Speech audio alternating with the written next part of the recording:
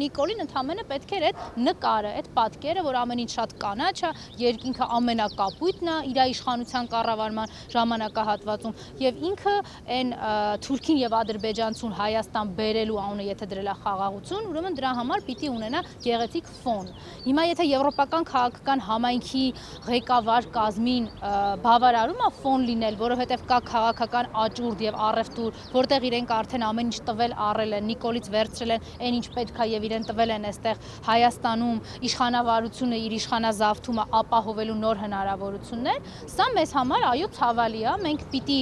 անմիջապես քայլեր ձեռնարկենք, հրապարակային դրանք կլինեն այսպես գործողություններով, իրենց այդ առանձին շփումներով, որպեսզի հասկանան իրենք, որ Հայաստանի Հանրապետությունում նույնականացված չէ Նիկոլը հայ ժողովրդի կամքի հետ։ Նիկոլը նույնը չէ Հայաստանի Հանրապետության հետ, շատ էլ որ հիմա կառավարական շենքերը զավթած է պահում։ Եվ երկրորդ ամենակարևոր ասպեկտը, մեզ համար շատ կարևոր է հասկանալ եվրոպական քաղաքական համայնք ասածը, Հայաստան ԵՄ համաժողով ասածը, իրենից գագաթնաժողով ասածը, իրենից ինչ է ենթադրում։ Դա քաղաքական աճուրդ է, որտեղ ավելի բարձր գին առաջարկող է լինելու, իրան էլ տալու են ներողություն, իրեն էլ տալու են այդ ժողովրդավարության կնիքը։ Թե սա իրականում քաղաքական աճուրդ չի, հենց ժողովրդավարությունը հիմնարար սկզբունքների, ազատությունների եւ իրավունքների մասին է։ Մեզ դեռևս տպավորություն է, որ սա քաղաքական աճուրդ է։ Ով ավելի բարձր գին է առաջարկել, իրան էլ ժողովրդավարության պեչատը տվել են։ Հիմա Նիկոլին են տվել այս ժողովրդավարության պեչատը։ Մեզ համար սա անընկալելի է։ Բարով են եկել, շատ լավ է, որ happy weekend են անցկացրել,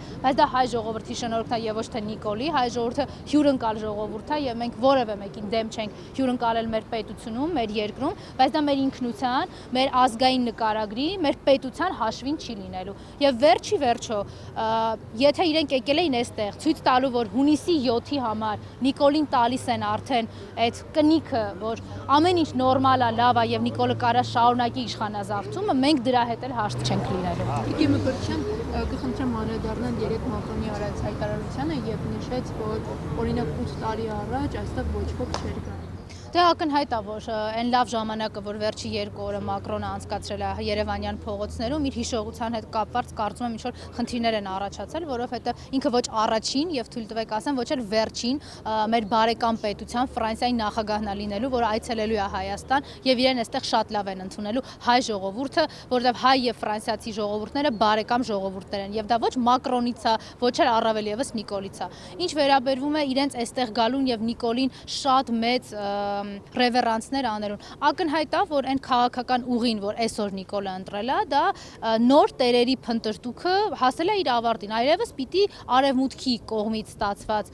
պեչատներով ինքը շարունակի իր իշխանազավթումը։ Մարտը 2020 թվականի նոյեմբերի 9-ին ուզում էր ռուսական ուղեծրով գնար, ինքը շարունակում էր այդ ուղեծիրը։ Ու գիտեք ինչ, այդ իր հակառուսականությունը կամ չգիտեմ որոշ մարդիկ փորձում են իր այլ բևեռների հարելը հիմնավորել, այդպիսի բան չկա, չզարմանաք, եթե մայիսի 9-ին ինքը գնա Պուտինի կողքը նստի, ոնց էր ասում, այդ ինչքան սիրուն է ձեր պարադը, ոնց եմ սիրում ես այս պարադը նայել։ Իր համար ոչ մի խնդիր չկա, ինքը ոչ մի իզմեր չունի, ոչ մի հնարավորություններ չունի այս կամ այն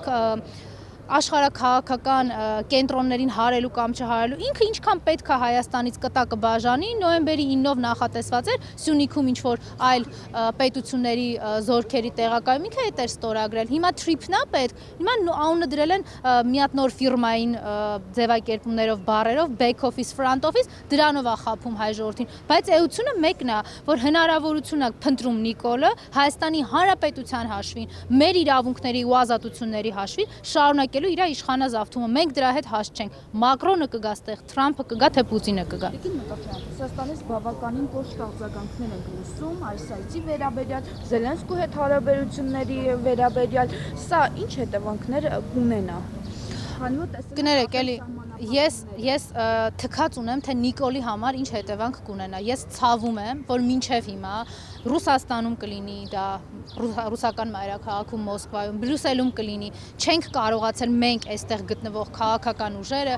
մենք որպես հասարակություն մի բան բացատրենք, որ Նիկոլը Հայաստան չէ, Նիկոլը հայ ժողովուրդ չէ եւ Նիկոլը մեզ չի ներկայացնում։ Ցավալիորեն այդ իշխանազավթի բոլոր տեսակի ծաղրական գործողությունները, բացասական գործողությունները, իր այս բանդայով իրականացրած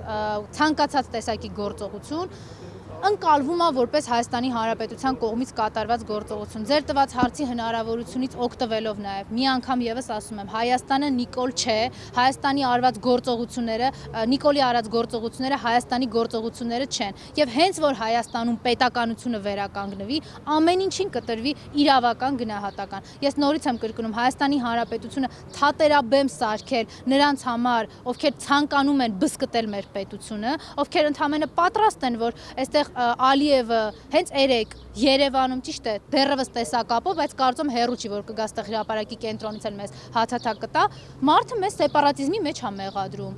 Հայ ժողովրդի, ինքնորոշված ժողովրդի, Արցախի ժողովրդի իրավունքները ոտնահարածը, ցեղասպանական գործողություններ իրականացրածը եւ էթնիկ զտում կատարածը, ստեղ խոսում է ինչ-որ պատերազմական հանցագործությունների մասին, Նիկոլն էլ ձև է անում, որ ոչ մի բան չի լսել։ Էլի ասում է, տեսեք ինչ խաղաղ է, ամեն ինչ կապույտ է եւ կանաչ։